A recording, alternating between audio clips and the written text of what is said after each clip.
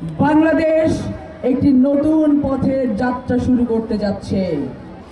বাংলাদেশ 1971 সালের পর থেকে 2024 সাল পর্যন্ত যে চিত্র বাংলাদেশের ছিল, 2026 সাল থেকে একটি পরিবর্তিত চিত্র নিয়ে সামনের দিকে এগোতে যাচ্ছে।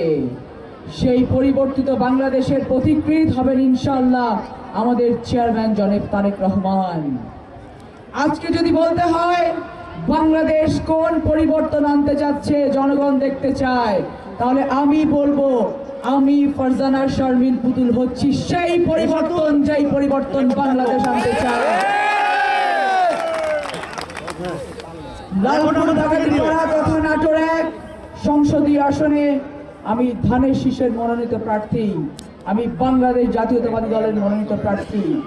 আজকে বিএনপি বাংলাদেশ জাতীয়তাবাদী দল আমাকে নাটোর 1 আসন থেকে ধানের শীষের মতো একটি সম্পদ আমার হাতে তুলে দিয়েছেন, কেবলমাত্র লালপুর বাগাতিপাড়ার উন্নয়ন সাধনের জন্য নয়, সারা বাংলাদেশের পরিবর্তন করার জন্য।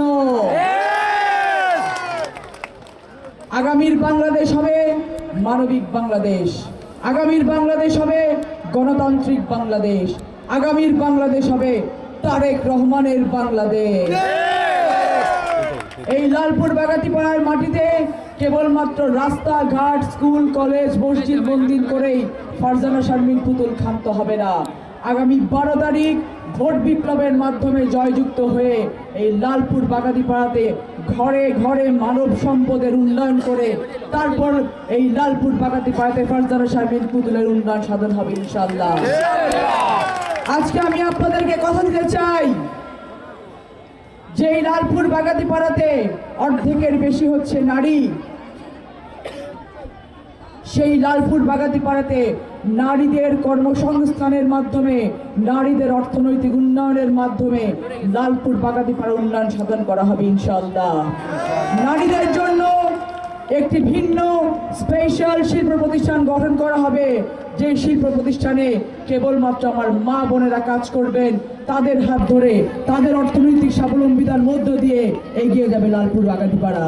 এই লালপুর বাগাতিপাড়াতে যুব সমাজের জন্য কর্মসংস্থান সৃষ্টি করা হবে, যেই কর্মসংস্থানের মাধ্যমে লালপুর বাগাতিপাড়ার উন্নয়ন সাধিত হবে এই মাটির সন্তানদের মধ্য দিয়ে ইনশাআল্লাহ।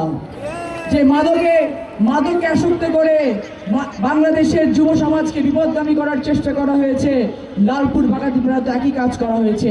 একটি মাদক মুক্ত লালপুর বাগাতিপাড়া করা হবে ইনশাআল্লাহ।